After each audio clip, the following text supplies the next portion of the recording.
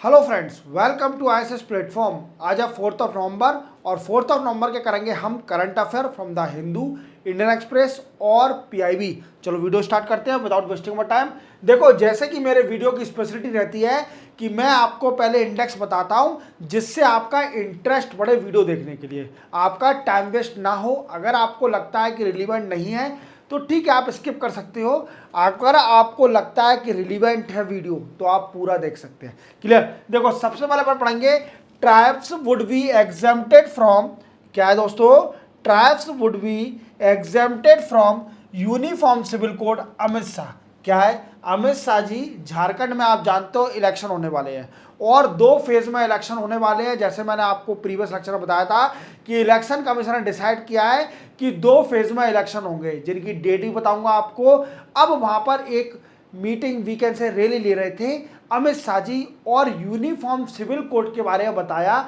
अब मैं आपको शुरू से बताऊंगा कि कौन सी स्टेट है जो कि यूनिफॉर्म सिविल कोड इंप्लीमेंट करना चाहती है और कौन सी कमेटी सेटअप करी थी और इसका मेन क्राइटेरिया क्या है और ये ट्रैवल पॉपुलेशन को क्यों एग्जाम कर रहे हैं फ्रॉम यूनिफॉर्म सिविल कोड। ये भी अपन क्लियर करेंगे, डिटेल में पढ़ेंगे। क्लियर? सेकंड पढ़ेंगे इको सेंसिटिव जोन। मैं आपको शुरू से बताऊंगा कि इको सेंसिटिव जोन क्या है वेस्टर्न घाट के अंदर।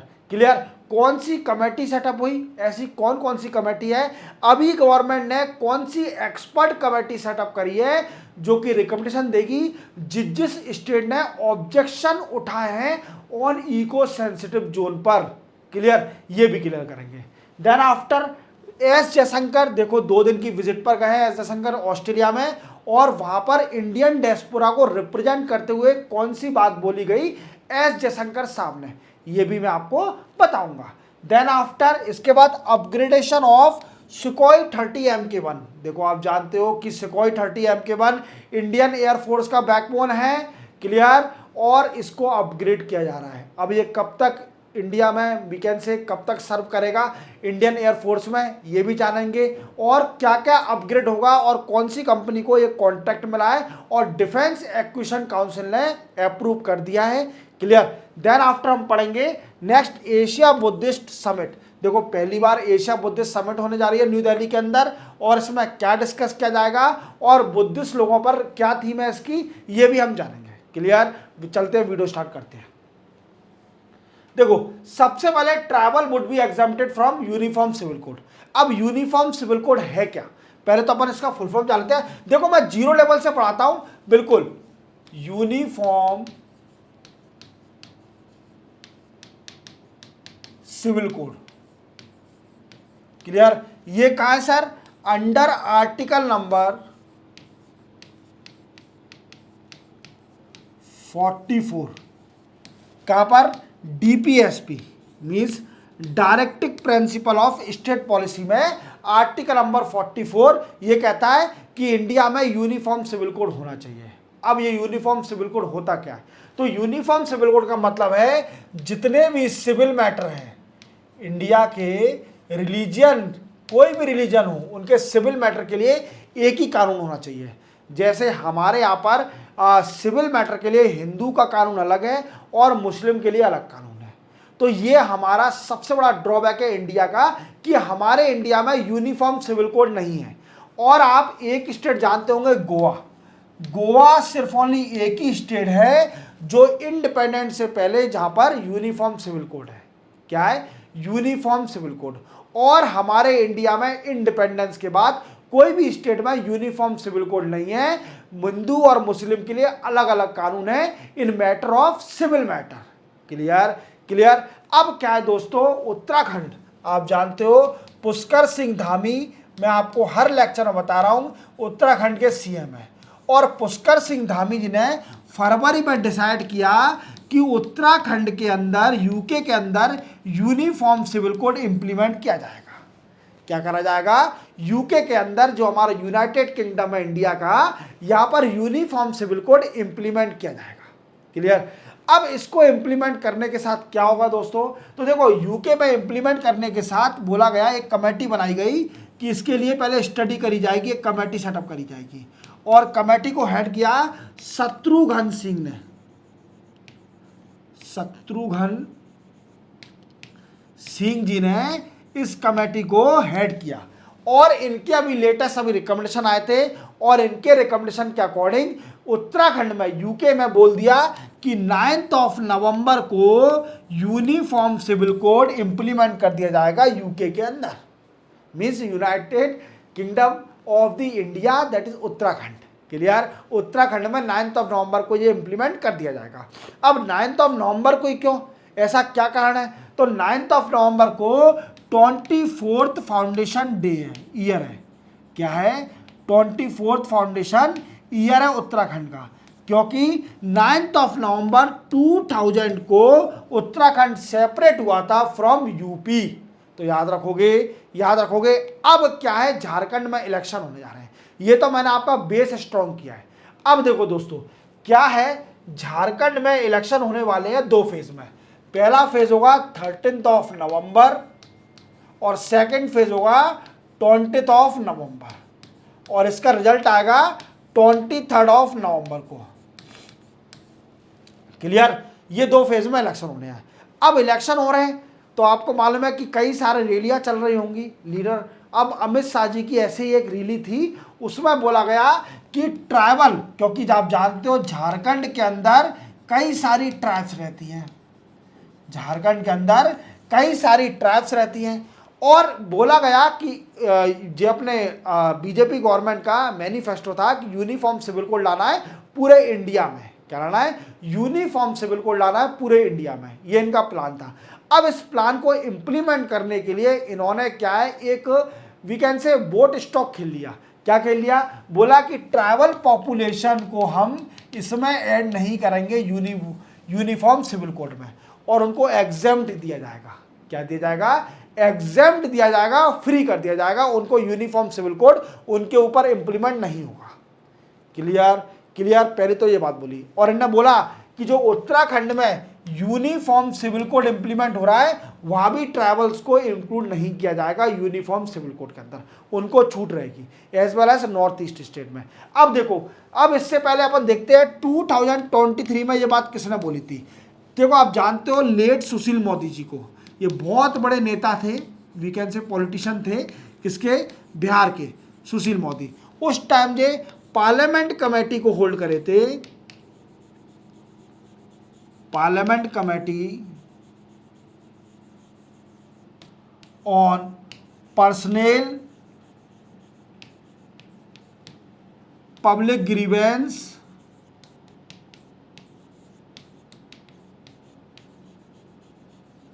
क्लियर, इसको होल्ड करे थे और इन्होंने बोला था, ये बात उन्होंने 2023 में बोल दी थी कि जो ट्राइबल पॉपुलेशन है नॉर्थ ईस्ट की उनको कवर नहीं करा जाएगा यूनिफॉर्म सिविल कोड के अंदर। क्या है? जो नॉर्थ ईस्ट की ट्राइब्स हैं उनको कवर नहीं करा जाएगा यूनिफॉर्म सिविल कोड में, उनको एग्जाम्प्ट कर दिया जाएगा। क्यों एग्जाम्प्ट कर दिया जाएगा? क्योंकि उनके कल्चर, कस्टम, रिलीजन अलग तरीके के हैं, उनको प्रिजर्व करने के लिए एग्जाम्प्ट कर दिया जाएगा from the uniform civil code. क्या कर दिया जाएगा? एग्जाम्प्ट कर दिया जाएगा फ्रॉम यूनिफॉर्म सिविल कोड से। क्लियर? पहला recommendation. Next after Kiren Rijiju, जानते हो आप किरण रिजिजू, ये कहाँ गए थे? ये अरुणाचल प्रदेश में गए थे और अरुणाचल प्रदेश में स्टेटमेंट दे दिया इन्होंने कि जो ट्राइब्स है अरुणाचल प्रदेश की वो भी एग्जाम्प्ट रहेगी from the uniform civil code. Clear? Clear? अब सुनो मेरी बात, ये तो हो गया मैटर। दूसरी बात क्या बोली अमित शाह जी ने? दूसरी बात बोली कि देखो अभी आपको मालूम है कि हाईकोर्ट का डिसीजन भी आया था, झारखंड के अंदर कई सारे बांग्लादेशी रह रहे हैं। क्या रह रहे हैं? झारखंड के अंदर कई सारे बांग्लादेशी रह रहे हैं और इवन संतल परगना जो कि ट्राइबल एरिया है वहां पर कई सारा लैंड,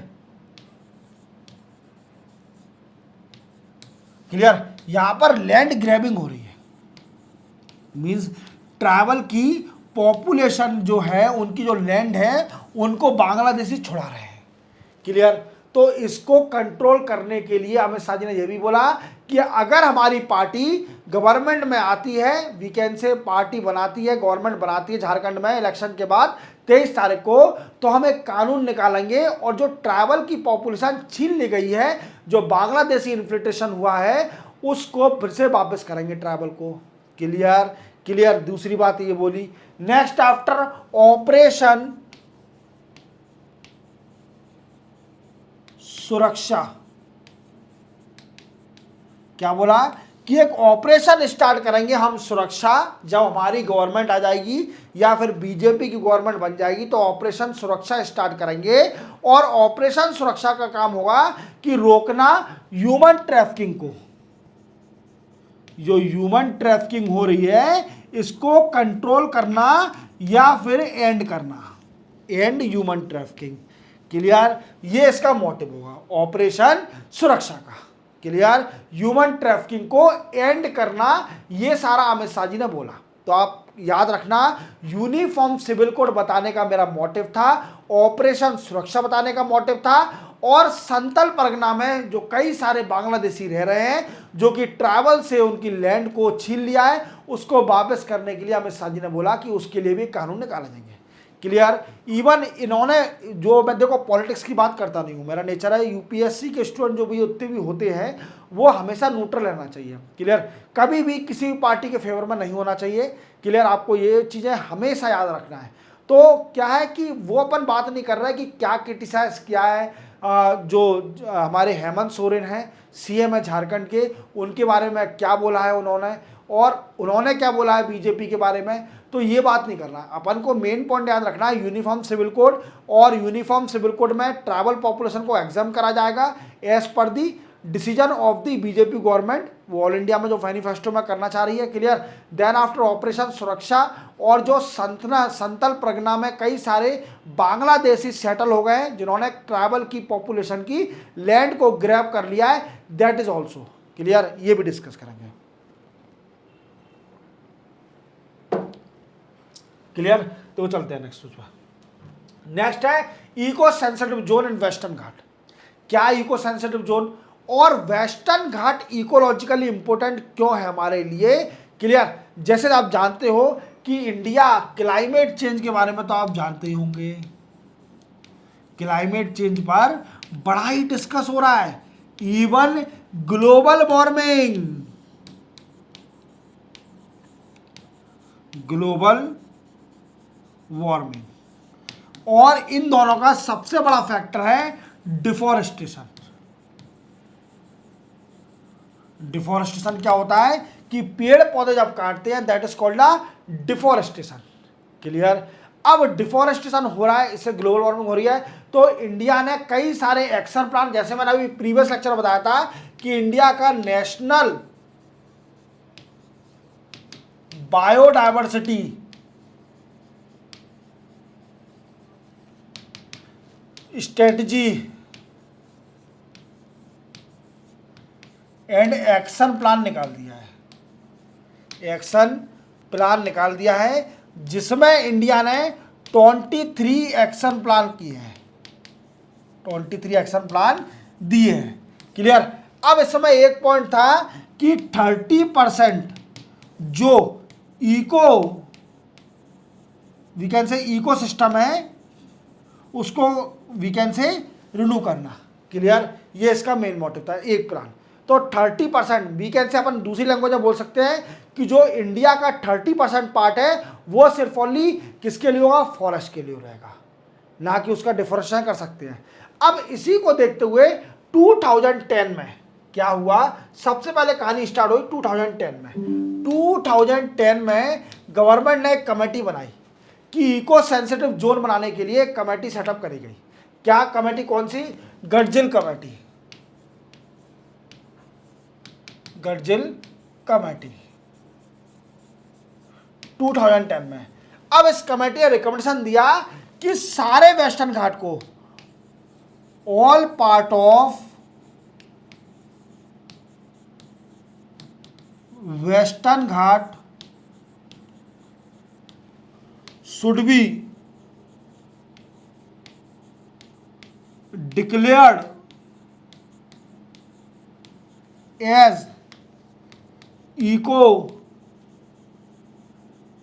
सेंसिटिव जोन। क्या है कि जितना भी पार्ट वेस्टर्न घाट का है उसको इको सेंसिटिव जोन बना दीजिए। क्लियर। अब सर ये तो बता दिया कि इको सेंसिटिव जोन होता क्या है, क्या होता है इको सेंसिटिव जोन। तो इको सेंसिटिव जोन एक होता है कि वहां पर कोई भी एक्टिविटी नहीं हो सकती।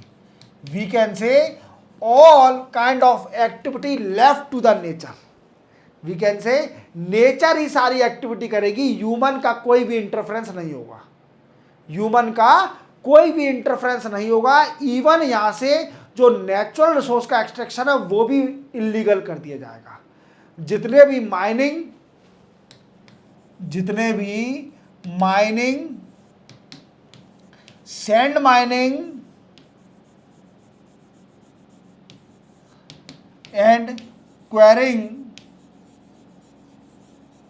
ये सब वीकेंड से इलीगल कर दिया जाएगा, वीकेंड से बैन कर दिया जाएगा, रोक दिया जाएगा। क्लियर। और जो अभी एग्जिस्टिंग माइन चल रही है, उनको भी 5 साल के अंदर खत्म कर दिया जाएगा। 5 ईयर का उनको भी टाइम पीरियड दिया जाएगा, वो भी खत्म कर दिए जाएंगे। क्लियर। देन आफ्टर इन्होंने तो बहुत बड़ा गज्जिल साहब ने तो बोल दिया कि पूरे वेस्टर्न घाट को ही डिक्लेयर कर दो इको सेंसिटिव जोन। अब अगर पूरे वेस्टर्न घाट को डिक्लेयर कर दिया तो कई सारे विलेज इसमें कवर हो रहे थे, जो विलेज जा रहे थे इको सेंसिटिव जोन में, अब उन्हें क्या है खाली करना पड़ेगा विलेज को।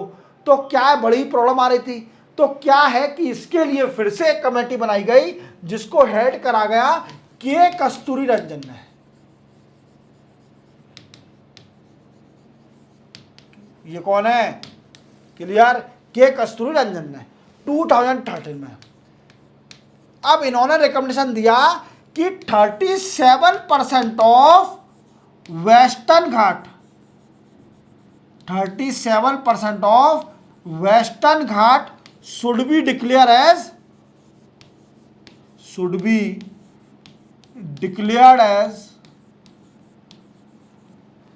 इको सेंसिटिव जोन,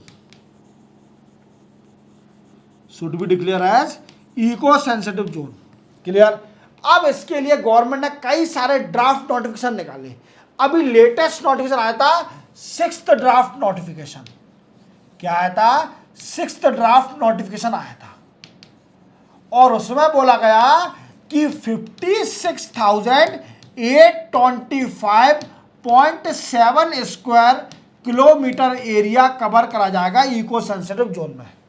किसमें कवर करा जाएगा? इतना एरिया इको सेंसिटिव जोन में कवर करा जाएगा।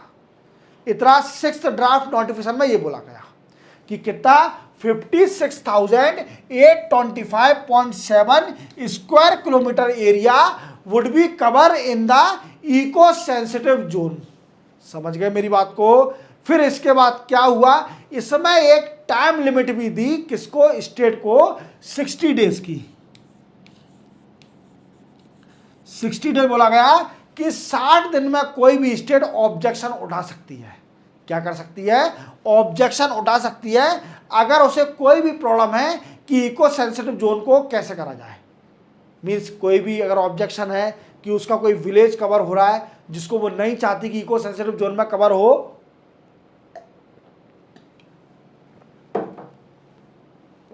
तो वो ऑब्जेक्शन उठा सकती है। अब क्वेश्चन बनता है कि सर कौन सी स्टेट, वेस्टर्न घाट में कौन कौन सी स्टेट कवर करी जाती है? तो देखो, सबसे पहले है गुजरात, गोवा, महाराष्ट्र, कर्नाटका, तमिलनाडु, केरला, यहां पर है वेस्टर्न घाट। क्लियर। तो क्या है कि गोवा स्टेट ने ऑब्जेक्शन उठाया और बोला कि जो 21 विलेज कवर हो रहे हैं गोवा के अंदर, उनको ओमिट कर दिया जाए, खत्म कर दिया जाए as a eco sensitive zone.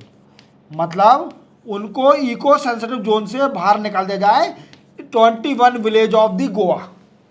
इस पे ऑब्जेक्शन उठाया गोवा ने, जो 60 दिन का टाइम दिया था। अब इसके लिए गवर्नमेंट ने फिर से एक एक्सपर्ट कमेटी बना दी है, इसकी स्टडी करने के लिए फिर से एक वीकेंड से कमेटी बना दी है, जिसको हेड करेंगे expert committee headed by Sanjay Kumar. कौन ऐड करेंगे? संजय कुमार हेड करेंगे और ये जल्दी गोवा में विजिट करेंगे और स्टडी करेंगे, रिव्यू करेंगे कि गोवा के जो ऑब्जेक्शन ले रही है वो रियल है या फिर वी कैन से, इसको अपन रियल तो नहीं बोल सकते, क्या इस पर हम डिसीजन ले सकते हैं, इसको बाहर कर सकते हैं इन विलेजों को इको सेंसिटिव जोन से, फिजिबिलिटी है कि नहीं है। अगर फिजिबल लगेगा तो ये बाहर हो जाएंगे इको सेंसिटिव जोन से, और अगर फिजिबल नहीं लगता है तो देन आफ्टर कवर करे जाएंगे इको सेंसिटिव जोन में। It is depend on the ministry of environment, union ministry of environment में डिपेंड है। तो क्लियर, ये डिपेंड नहीं है स्टेट के ऊपर, क्योंकि it is plan of the central government. Clear, चलते, आज मेरी थोड़ी तबीयत सही नहीं है। क्लियर, चलते नेक्स्ट पर। नेक्स्ट है S Jaishankar to-day visit on Australia. देखो हमारे एक्सटर्नल अफेयर मिनिस्टर, जो एक्सटर्नल अफेयर मिनिस्टर हैं एस जयशंकर साहब, ये अभी ऑस्ट्रेलिया गए हुए हैं। ऑस्ट्रेलिया क्यों गए हैं? ऑस्ट्रेलिया गए हैं ये 2 दिन की विजिट पर, 2 डेज विजिट, 2 डेज की विजिट पर जो ऑस्ट्रेलिया गए हुए हैं। क्लियर, अब इन्होंने ऑस्ट्रेलिया जाते ही सबसे पहले Indian diaspora, we can say Indian diaspora रह रहे हैं कहां पर? ऑस्ट्रेलिया में, उनको रिप्रेजेंट किया। क्या किया? उनको रिप्रेजेंट किया। ऑस्ट्रेलिया में जितने भी इंडियन डियास्पोरा रह रहे हैं उनको रिप्रेजेंट किया। क्लियर, अब इनसे कई बार चीज पूछी गई। इनसे पहले तो इंडिया और चाइना के ऊपर पूछा गया कि इंडिया और चाइना का जो बॉर्डर इशू है वो रिजॉल्व हुआ कि नहीं हुआ। तो एस जयशंकर साहब ने बोला कि ये 100% रिजॉल्व हो चुका है। चाइना और इंडिया ने दोनों ने मिलकर डिप्लोमेटिक मीटिंग करके इसको रिजॉल्व कर दिया है आफ्टर ब्रिक्स समिट। और दीपसांग में, जैसे मैंने प्रीवियस लेक्चर में बताया था कि दीपसांग और धेमचौक पेट्रोलिंग स्टार्ट भी हो चुकी है। क्या है? इंडिया की पेट्रोलिंग स्टार्ट हो चुकी है दीपसांग और धेमचौक में। क्लियर, पहला तो इन्होंने ये बोला। दूसरी बात क्या बोली? दूसरी बात बताया, इनसे पूछा गया कि what is your opinion on the conflict on 2 area. 2 area कौन से? एक तो यूक्रेन और रशिया का वार, और एक जो वेस्ट एशिया में जो वार चल रहा है मिडिल एशिया में, उसमें क्या बोलोगे आप? तो देखो दोस्तों, इन्होंने बोला कि जो यूक्रेन और रशिया का जो वार चल रहा है इस पर इंडिया पूरी नजर रखी हुई है, और इंडिया पूरी कोशिश कर रही है as the effort of Modi साहब जो हमारे पीएम है कि ये जल्दी जल्दी रिजॉल्व हो जाए, जल्दी जल्दी रिजॉल्व हो जाए। क्योंकि मोदी साहब यूक्रेन भी गए थे और रशिया भी गए थे, और इनका मेन पॉइंट यही था डिस्कशन का कि इसको रिजॉल्व करना बाय डिप्लोमेटिक मीटिंग, क्योंकि बिना डिप्लोमेटिक मीटिंग के जो रिजॉल्व नहीं होगा, फाइट करने से कुछ नहीं होगा। एक का लॉस होगा, दूसरे का लॉस होगा, दोनों का लॉस होगा, किसी पर्टिकुलर को बेनिफिट नहीं मिलेगा। तो डिप्लोमेटिक टाइज और डिप्लोमेटिक रिलेशन रखने के लिए दोनों को डिप्लोमेटिक अपने टॉक करनी पड़ेगी ऑन द राउंड टेबल। ये दोनों कंट्री से मोदी साहब ने बोला था। Clear, then after West Asia का जो क्वेश्चन चल रहा है किसमें? ईरान और इसराइल में, इस पर भी डिस्कस किया जा रहा है। इस पर भी डिस्कस करेंगे हमारे एस जयशंकर साहब जो कि एक्सटर्नल अफेयर मिनिस्टर है। क्लियर, ये कई सारे पॉइंट डिस्कस करे गए जो कि ऑस्ट्रेलिया गए हमारे एस जयशंकर साहब। चलते अपन नेक्स्ट उस पर। नेक्स्ट है अपग्रेडेशन ऑफ सुखोई 30 MK1। देखो ये क्या है? ये सुखोई 30 है ना, ये बैकबोन है, मीन्स रील की हड्डी है किसकी? इंडियन एयरफोर्स की, इंडियन एयरफोर्स की। ये एयरक्राफ्ट सुखोई 30 MK1 ये रशिया का है, और रशिया ने इंडिया को दिया था। अभी इंडिया के पास ये बचे हैं 291 सुखोई 30 MK1, सुखोई 30 MK1 ये बचे हुए हैं, और ये इंडियन एयरफोर्स का बैकबोन है, रील की हड्डी है इंडियन एयरफोर्स की। अगर ये सुखोई 30 MK1, अब इसको क्या है, इंडिया चाहती है कि अपग्रेड कर दो, क्योंकि ये पुराना एयरक्राफ्ट है और ये बैकबोन भी है और स्ट्रेटेजिकली इंपॉर्टेंट भी है इंडिया के लिए। तो इंडिया चाहती है कि इसको अपग्रेड कर दिया जाए, इसको अपग्रेड कर दिया जाए। अब अपग्रेड कैसे होगा, इसको अपग्रेड कैसे किया जाएगा? तो देखो, डिफेंस एक्विजिशन काउंसिल ने अप्रूव भी कर दिया है, डिफेंस एक्विजिशन काउंसिल ने अप्रूव भी कर दिया है कि इसका अपग्रेडेशन होगा। और किसको मिला है? हल, हिंदुस्तान एरोनॉटिक लिमिटेड और रशिया की जो कंपनी है, जो मिलके ये इसको अपग्रेड करा जाएगा।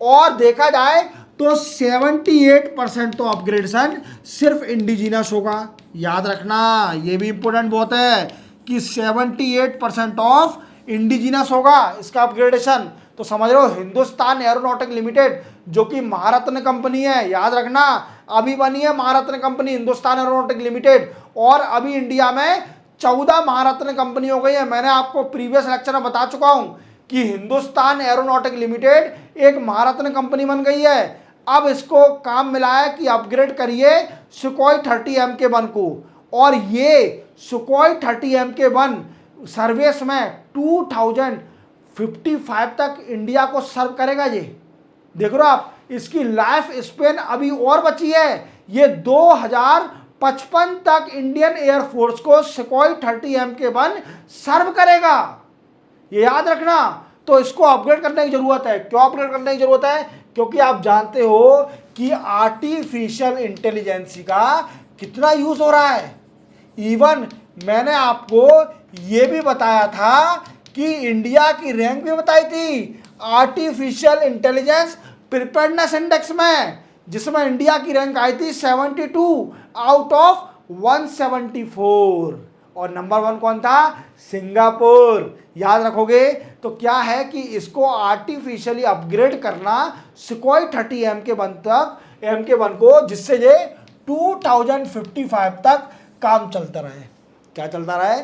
2055 तक काम चलता रहे। और 78% ऑफ इंडिजिनसली अपग्रेड करा जाएगा इंडिया के अंदर। याद रखना, रडार सिस्टम और एवियोनिक्स तो इंडिया में ही बनाए जाएंगे इसके अपग्रेड करने के लिए, और फ्लाई बाय वायर रशिया देगा।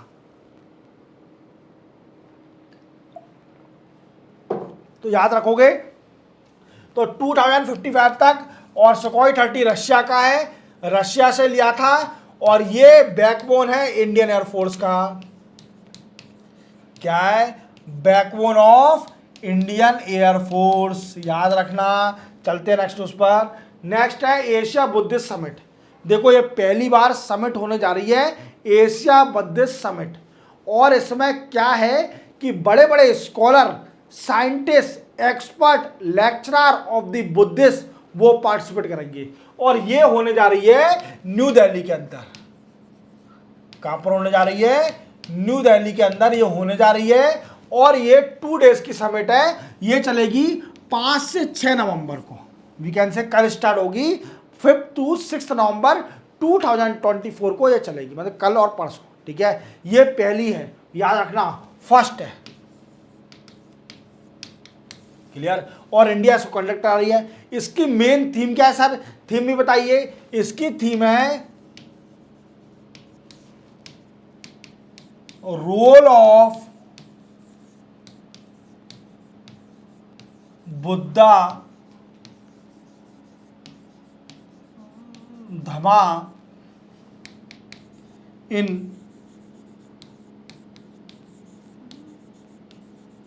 Development of Asia. Clear? Role of Buddha Dhamma in development of Asia, ये इसकी थीम है। और इसको इनॉग्रेट कौन करेगा सर? हमारे प्रेसिडेंट द्रौपदी मुर्मू मैम जी इसको रिप्रेजेंट करेंगी, इनको इनॉग्रेट करेगी। क्लियर? याद रखोगे इस कॉन्फ्रेंस को, इस समिट को। और इसमें जो है, जो ईस्ट एशियन के लोग बाग हैं, साइंटिस्ट हैं, साइंटिस्ट, स्कॉलर, एक्सपर्ट्स, लेक्चरर, वो पार्टिसिपेट करेंगे। Clear clear. और इसमें सर डिस्कस क्या किया जाएगा ये भी तो बताइए कि ये पहली जो कॉन्फ्रेंस होने जा रही है, समिट होने जा रही है, इसमें डिस्कस किया जाए, क्या किया जाएगा। तो इसमें देखो याद रखना इंडिया की, इसके पीछे मैं समझता हूं इंडिया की एक पॉलिसी है एक्ट ईस्ट पॉलिसी, जानते हो एक्ट ईस्ट पॉलिसी। इसका मेन मोटिव क्या है कि जो ईस्ट एशिया कंट्री है उनसे रिलेशन को एनहांस करना है इंडिया के। जैसे मैंने बताया था कि अभी आसियान की समिट हुई थी, 45th आसियान की समिट हुई थी लियोस में, और हमारे मोदी साहब भी गए थे। मोदी साहब की आसियान और इंडिया की 21st समिट थी। क्लियर। अब इस समिट में क्या हुआ कि review the relation of ASEAN and India.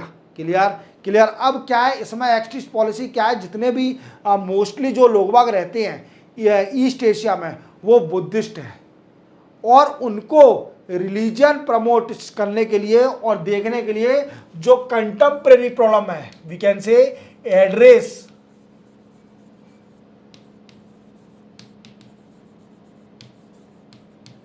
Contemporary problem of Buddhist. Clear. ये इसका मेन मोटिव है, याद रखोगे, address contemporary problem of Buddhist इसका मेन मोटिव है, याद रखोगे, याद रखोगे। तो ये इसी के साथ 4 नवंबर के करंट अफेयर कंप्लीट होते हैं। चैनल को सब्सक्राइब और बेल आइकन प्रेस करना ना भूलना। मिलते हैं हम कल नए करंट अफेयर के साथ, तब तक के लिए जय हिंद।